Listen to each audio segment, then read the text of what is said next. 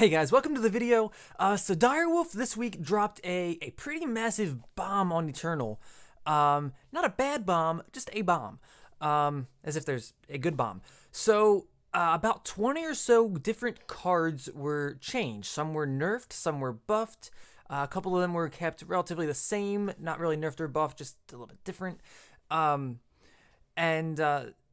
In hopes to change up the ladder metagame, some were aimed more towards draft, which is pretty cool.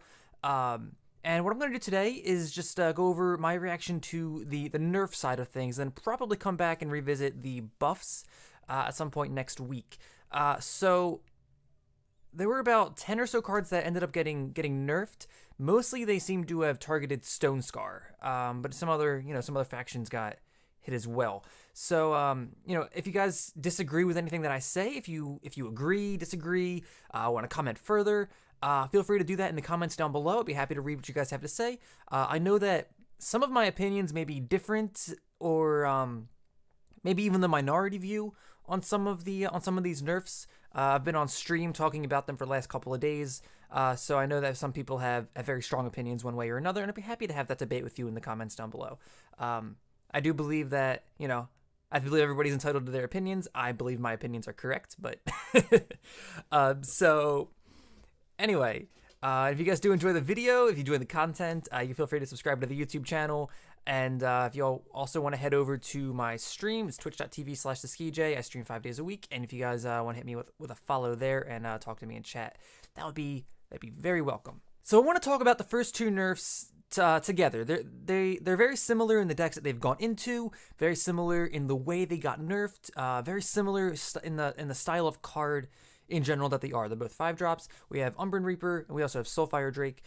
So the difference, and I'm showing you the old version of the cards because that's all newgaming.com had. So these are what the cards look like pre-nerf.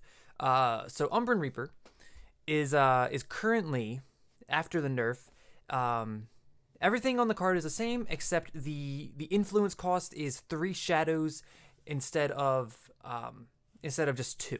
So what you have is, and Soulfire Drake, same exact thing. It costs 3 fires instead of just 2. The reason for the nerf is to make it a little bit harder to splash these cards into the same deck.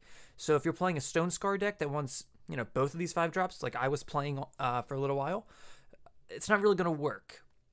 Your deck's going to be much more inconsistent. It's going to be, you might be stuck with Umbren Reaper in hand while you have triple fire but not triple shadow. You stuck with Soulfire Drake the other way around. I think this is a positive nerf because it forces you to condense your deck building in terms of, okay, I can't just play both of these 5 powered finishers. Instead, I need to pick one, build my deck towards that direction, and go from there. I think what's going to end up happening is Soulfire Drake sees slightly more play because the decks that it goes into are Stonescar, and it already goes into Rakano, and I don't think Rakano changes based on this. But it goes into Stonescar. Stonescar's already playing Flame Blast. They already want to play Triple Fire. Triple Shadow is a nice bonus for Champion of Chaos, but for the most part, to really cast their spells, they're going to need the Triple Fire. So I think what ends up happening is the Soulfire Drake ends up getting slightly more play, and the Umbren Reaper falls down to more shadow-focused mid-range decks, mostly like Feln or something along those lines. So ultimately, I think both nerfs are positive for the game. It's going to make Stonescar a lot less consistent, a lot more, they're going to have to focus their deck building, and then still sometimes they may not be able to cast their big finishers, giving you, the opponent, a chance to get back into it. So these nerfs, I give a thumbs up rating to. Speaking of Champion of Chaos and Stonescar, Champion of Chaos also gets nerfed. So what ends up happening here, also you're looking at the old art, because again, I got all my images from newgaming.com, and this was the only image they had of Champion of Chaos. So it's the one we're going to use for the video today. So as you can see on the card, the way it was previously written, it said it got +1/+1 and Overwhelm if you have Triple Fire, and +1/+1 and Deadly if you have Triple Shadow. Ultimately, if it's fully powered up, it's a 5/5 Overwhelm Deadly. And that card was completely bananas. So we've all played against it. Nobody's ever not played against Champion of Chaos. So the what happens here, the new nerf, the way it's written now, is it gets +1/+0 for both being fully powered up. So if you have triple fire, it gets +1 attack for it gets +1 attack and overwhelm for triple fire, +1 attack and deadly for triple shadow. Fully powered up, it becomes a 5/3. That's good news because you can still kill it with torch, even no matter when they play it, as long as it wasn't Warcry or something. Whenever they play a Champion of Chaos, you'll be able to torch it. And that's good news for a lot of reasons. A lot of Stonescar players would just drop Champion of Chaos as a 4/4 on turn 3. You can't torch it, you can't suffocate it. If you're in the mirror, you basically just are in rough shape. You can't annihilate it, you never could.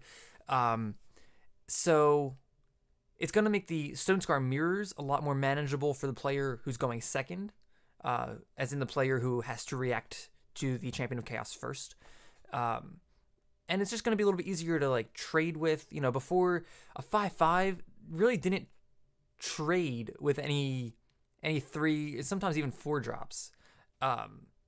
So as a 5/5 or as a 5/3, it's going to be able to trade a lot more with things that are equal power cost, making you not so susceptible to just getting run over in a tempo game. So again, another thumbs up nerf from Direwolf. I think making this a 5/3, even if it's fully powered up, still able to die to torch, still able to die to sort of a Karya, is just going to be a wonderful way to change up the play patterns instead of just facing down a 5/5 deadly overwhelm on turn 4. The next card that was nerfed is Subvert. Subvert's a card that saw a little bit of play, especially towards the end of its life pre-nerf in like Stonescar mid-range decks. I know Loco Pojo played a lot with Subvert. The card wasn't changed too much. The nerf is that it costs double shadow instead of single shadow. So if you look with the way it is now, on the card that we're looking at now, the old version, it only costs 1 shadow, so you can basically splash it into any shadow deck, any deck that wants to play a single shadow sigil. And then now it's just double shadow. It's a little bit harder to splash, a little bit harder to play in like Nyctotraxian decks. It's a very subtle nerf. I don't think it's going to change too much. The card only saw play in decks that were pretty heavy in purple as it was. So I don't think the card needed to be nerfed. So the fact that they just barely seem to have scratched it, it seems perfectly reasonable to me. I don't see a problem with that at all. So Steward of the Past is a card that a lot of people have been wanting to get nerfed for quite a while. The nerf that they chose to do is similar to the Subvert. It just costs an extra pip, a second shadow influence will be required to play Steward of the Past. It's not the nerf people wanted. So what people wanted was for the summon ability to be removed. Because right now, the way the Steward of the Past works, and the way, from what I understand, it's always worked, is it comes into play, shuts off your void. Everything in there is silenced. And then it has the passive ability of anything new that goes to the void, unit-wise, also gets silenced. So what you end up with is, if you're playing a void strategy and your opponent plays Steward of the Past, you lose. You're playing Gorgon Fanatics, you're playing Reanimator, you're like Tormentor. Nope, they have turn 4 Steward, you can't win. Super exaggeration, you can be playing Annihilate and Suffocate, but the damage just simply by playing the Steward is usually done. So a lot of players wanted that summon ability to be gone. They wanted their stuff that's already in the void when Steward comes into play to remain safe. That's not what was changed. So what was changed was the additional requirements to play it. And I think what ends up happening is nothing changes with Steward of the Past. It's going to be equally as played. There's no reason not to play it. Decks that were playing it already had double shadow by turn 4 typically, unless they were just like color screwed or influence screwed. So I don't think this nerf changes anything. It's not the nerf people wanted. Personally, my opinion, I happen to kind of like Steward of the Past. I like having void strategies be kind of suppressed, because I think that when you allow access to the void, if you look at games like Magic and the Graveyard, a lot of the most broken mechanics that have ever come out of Magic involve the Graveyard. So I think having a card that's highly playable is that just shuts off void strategies is probably, even though people don't like it, going to be a positive in terms of the health of the game. I do think that if you really wanted to hit Steward, I would leave the summon ability intact. I would leave the passive ability intact. I would keep the influence requirement at what they made it with the nerf, so double. And I would just remove Deadly. Honestly, I think having Deadly on that card allows it to trade way too easily, especially when its health is 5. So it just kind of either trades evenly or eats everything. So Steward of the Past having Deadly just makes it so much harder to deal with, attack through, and then add the abilities that it shuts off the Void is, kind of a lot. So I kind of think if I was to nerf this card, I would just remove Deadly and leave everything else the same.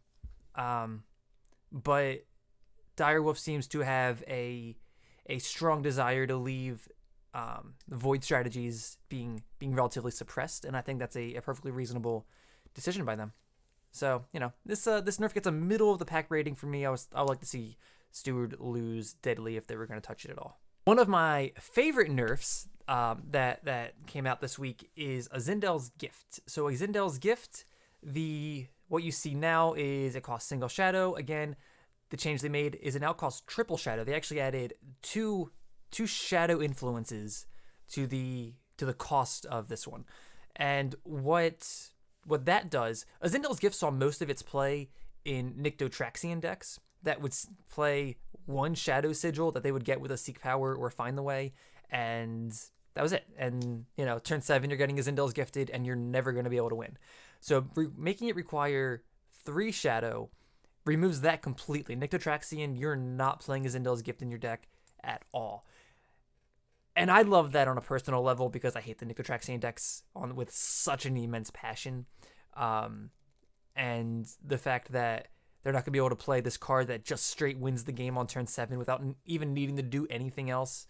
Love it. Love it so much. From a game designer's perspective, speaking like from a games designer's point of view, Azindel's Gift is a card that should reward you for being more in shadow. You shouldn't be able to just splash an effect like this. This is a very powerful effect that should not just be able to go in any deck that runs a single Shadow Sigil. So I think having triple Shadow on this is definitely the right call. It makes it so much harder to just randomly throw into a deck. It really wants you to be focused on what Shadow wants to be doing. And a lot of that is depriving your opponent of resources. And of course, that's what Azindel's Gift wants to do. It's arguably the most shadow effect in the entire game, and only costing a single shadow, in reality, can be seen as like a travesty. It's doing the game a disservice. Costing triple shadow, incredible. One of my favorite nerfs. It gets 2 thumbs up. It gets, if I had more thumbs, it would be more thumbs up. It would beat all the fingers. And yeah. So the next 2 nerfs I'm going to go over are different, so I'm going to discuss them separately. But they are, interestingly enough, 2 nerfs that I've been mentioning on stream for quite a long time. So when I'm streaming, people ask, do you think Sandstorm Titan needs a nerf? Do you think Steward of the Past needs a nerf? Champion of Chaos? Do you think all these cards need a nerf? And my answer never changed since the week I started playing this game. I was like, the 2 cards that I think require a nerf the most, the cards that are most egregious to the game, are Crownwatch Paladin, which is also in that direction, is Crownwatch Paladin and also Frontier Jito. Crownwatch Paladin, for costing 2 power, being a 2/2, basically, average stats, maybe a little bit below average. Aegis, that's worth an entire power on its own. Warcry, it's worth about a half a power. Really, if you're gonna have a 2/2 Aegis Warcry, it should cost 3 power if you add up all the stats and everything. But the problem is, it's such a snowbally threat that you can't answer the turn it comes down. Because if it comes down on turn 2, generally you're only going to be able to cast 1 removal spell, and that removal spell is just going to be able to pop the Aegis. So what you end up with is a card that's going to get at least 1 or 2 Warcries, which makes the Recano deck just super snowbally. It doesn't even matter what it hits. It's going to be ahead of curve. So what they did, they didn't mention this yet. The nerf is it's going to cost, everything's the same. It's instead of having 2 health, it only has 1 health. A little bit easier to block with like a Temple Scribe. You can ping it off with a Vara's Favor after you pop the Aegis, which is a pretty nice touch. I think it's a fair nerf. I think it's a card that Direwolf clearly wants to push. They want it to be a constructed level card. They don't want it to just like sit in draft or sit in your collection doing nothing. They want it to be a constructed level card. And what they did, I think, makes it in line with what I think they want their power level to look like. It's a perfectly reasonable card as a 2/1. 2/1 Aegis, Warcry for 2 power. It seems about average rate. It might still be above rate because the Aegis is such a powerful ability. It just makes it a little bit easier to deal with in combat, and that is a wonderful thing. And now even if it gets hit with a Warcry from something else, having 2 and even 3 health still puts it in torch range. Overall, pretty nice nerf. I'm happy the card is in the game. It's not a card that I would say needs to be removed from the game or needs to like a fundamental changing, because I do think it's an interesting ability. It's different than all the other Warcry cards. It gives you a way to build a Warcry deck without just being all out aggro, because it has some staying power and with the Aegis and everything. So I think making it a 2/1, totally good call. Totally great call. However, my favorite nerf, and it's a card I've had debates about. I have had long debates on stream and even off stream with some other people about Frontier Jito. Frontier Jito after the nerf costs 2. That's exactly the nerf that I wanted 2 months ago. I said Frontier Jito should cost 2. I think it shouldn't itself have charge.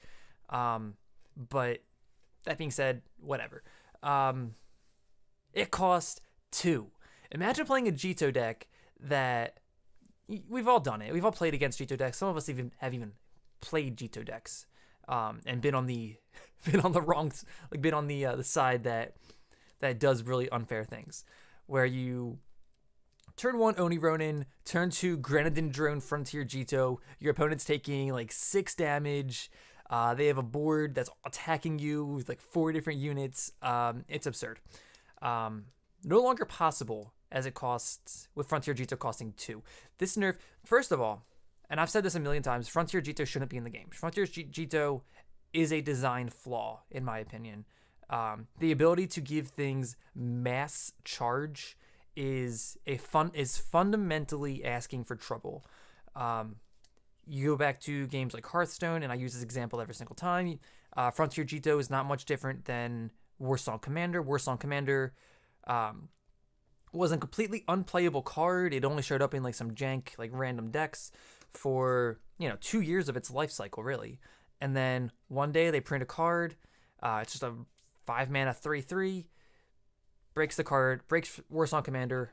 Warsong Commander is we now realize that the ability to give multiple things charge in the same turn, or just a lot of things charge, is a broken mechanic, to put it lightly, and that's not even light. So Frontier Jito, and I don't want to get too far into the specifics. Frontier Jito puts such a huge design restriction on Direwolf that I don't think it's worth even having in the game. I think that the ability for them to even look at interesting abilities, such as a card that like produces multiple 1-drops, something that's like, I don't know, exhaust to create a 1/1 Grenadin or something, like just something like silly like that. You can easily abuse that with a Frontier Jito type effect. And then the problem that I have is the way the priority system works in this game. You can't actually interact with anything they're doing until combat. So everything already has charge and it's already attacking before you have a chance to use like your 1 torch. So what happens is they potentially combo off, do with some weird, mechanic, and the mechanic that I'm worried about, it doesn't even exist yet, so I can't give it specifics. Let's say the combo off with Frontier Jito, everything has charge, it's all attacking you. You can answer one thing most likely, and granted that's better than Hearthstone, where you can't stop them at all, but it does creates design restrictions from Direwolf's, like as Direwolf, as the game designer. It's much harder to design 1-drops that do interesting things, or things that create 1-drops in interesting ways, because Frontier Jito is always going to be capable of giving a charge and just ending the game on the spot. That being said, costing 2 is a solid enough nerf to the Jito deck as it currently is. The mono 1-drop, play Grenadin Drone, play Assembly Line, rally you on turn 3 and you're dead type of deck. because now you can't just have the complete nut draw of attack for 9 on turn 3 and then attack for 15, I think, on turn 4. So costing 2, reasonable nerf. I'd rather it be removed from the game completely. Direwolf clearly disagrees, and that's fine, but costing 2 is a good enough nerf to the deck for me, and hopefully it keeps the card out of constructed playability for its entire life cycle in this game. So the last 2 nerfs to go over both hit control decks, and it's interesting that they would hit control decks at a time when Armory is already the most played deck. If you're not, fully aware of the metagame and what beats what, Armory is incredibly favored against the control decks. So against decks that want to play Staff of Stories, Armory is already favored there. Armory already rips that deck apart because they don't really have much weapon removal. So if you just play a simple Stonescar Maul, you're generally going to be able to just overwhelm the opponent's removal. So it's interesting that they wanted to hit 2 control cards, starting with Staff of Stories. Staff of Stories, the way it used to be written is it was a 0-5 weapon. It's been changed to a 0-4 weapon. It's not even that big of a nerf, honestly. I think that as a 0-4 weapon, you're more likely to only want to play it in Throne Warden style decks. So Akaria Blue or Huru Control, something along those lines. Ways that you already want to increase your armor for Staff of Stories to make Staff of Stories a little bit better. So what I think is Staff of Stories is not going to be unplayable by any means. It's still a very powerful card draw engine. It does kind of constrict the way you want to build your deck to want to include green or justice, which I think could be a little bit of an issue in terms of, from a deck designer, as it's someone who wants to design a cool deck, you probably don't want to put Staff of Stories in your Feln deck so much anymore because it's so much harder to protect.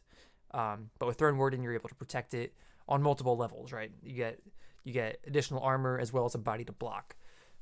So if you really want to play Staff of Stories, you probably need to play Feln splashing green for Throne Warden. You probably just want to play straight Huru. You might want to play Akaria Blue. There's still multiple options. I just think they are more limited than they used to be.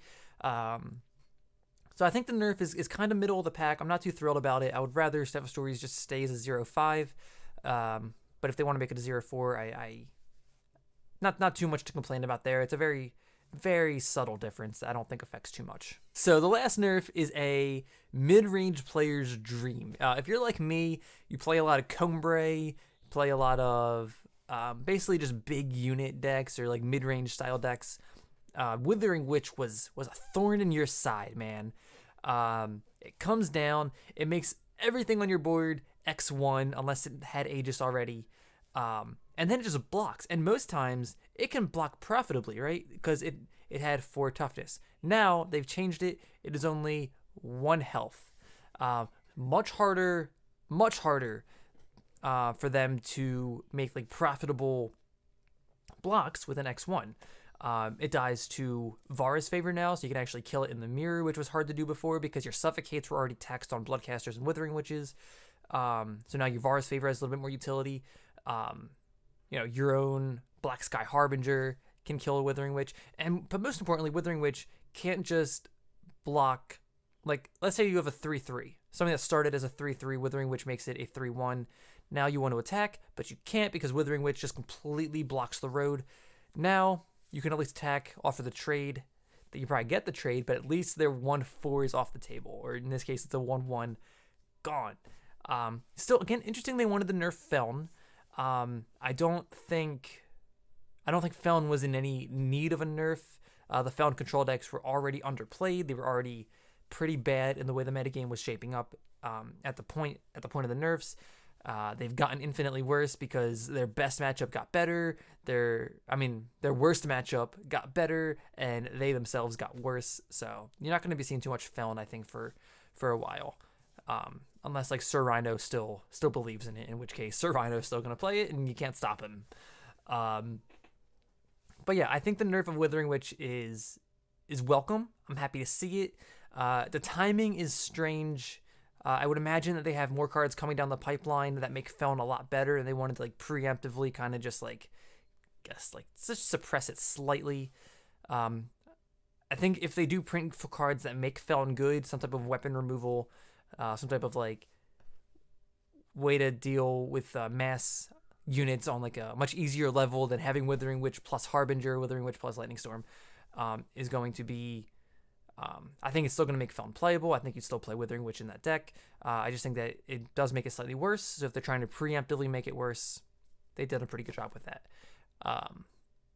So again, I think it's an A. It gets an A from me in terms of nerfs. I don't expect to see too much of this card on ladder for at least until new cards get printed. I think Feln might just be done for until we see some more cards. All right, guys. As always, that's all. I believe that's all the nerfs. When I was setting up to make the video to get all the images and everything, couldn't think of any new ones. If there were nerfs that I forgot to mention, leave them down in the comments down below. As always, if you like the video, feel free to hit the thumbs up button. Feel free to subscribe. I'd always appreciate new subscribers. And again, you can check out my stream, twitch.tv/theskij. You can see me at night 4 days a week. You can see me on Saturday afternoons as well. And I hope to hear from you guys soon. Thanks a lot for watching.